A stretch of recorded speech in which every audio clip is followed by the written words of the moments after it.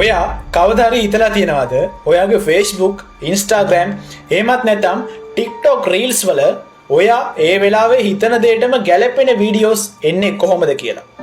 ඔයා සින්දුවක් අහන්න හිතුවොත් ඒ සින්දුව එනවා. ඔයා මොනවා හරි ගන්න හිතුවොත් ඒකේ ඇඩ් එකක් එනවා. ඔයා ඒක සර්ච් කළේවත් කාටවත් කිව්වේවත් නැතුව කොහොමද මේක වෙන්නේ? ඇත්තම කිව්වොත් ඔයාගේ ෆෝන් එක ඔයාව කියවනවද කියන සැකය ඔයාට තියෙන්න පුළුවන්. මේක මැජික් එකක් නෙවෙයි. මේකට කියන්නේ ප්‍රෙඩික්ටිව් ඇනලයිසිස් කියලා. ඒ කියන්නේ ඔයා එක වීඩියෝ එකක් කොච්චර වෙලාවක් බලනවාද? ඔයා මොන වගේ වීඩියෝස් වලටද ලයික් කරන්නේ? ඔයා ස්කිප් කරන්නේ මොනවද කියලා මේ ඇල්ගොරිදමය තප්පරයෙන් තප්පරය ඔයාව අධ්‍යයනය කරනවා.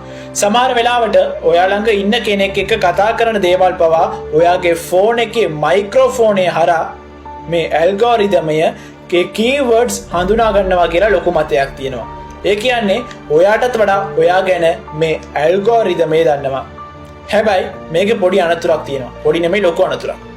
අපේ කැමැත්ත අකමැත්ත මේ තාක්ෂණය තීරණය කරන්න ගත්තොත් ඉදිරියේදී අපිට මොනවද ඕනේ, මොනවද කන්න ඕනේ, මොනවද ගන්න ඕනේ එහෙම කියලා තීරණය කරන්නේ අපි නෙවෙයි මේ ලොකු සමාගම් එහෙම නැත්නම් මේ ඇල්ගොරිදමය වෙන්න පුළුවන්.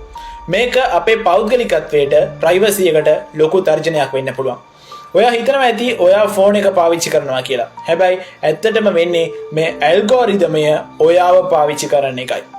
ඒ නිසා මේ ගැන පොඩ්ඩක් සැලකිලිමත් වෙන්න. තාක්ෂණය දියුණු වෙන එක හොඳයි. හැබැයි ඒකේ තියෙන මේ වගේ පොඩි ඩේන්ජරස් මග අරගෙන අපි තාක්ෂණයත් එක්ක අප්ඩේට් වෙන්න ඕනේ. ඔයාගේ ෆෝන් එකේ සෙටින්ග්ස් වලටකින් අනාවශ්‍ය ඇප් වල තියෙන මයික්‍රොෆෝන් පර්මිෂන් එක අයින් කරන්න.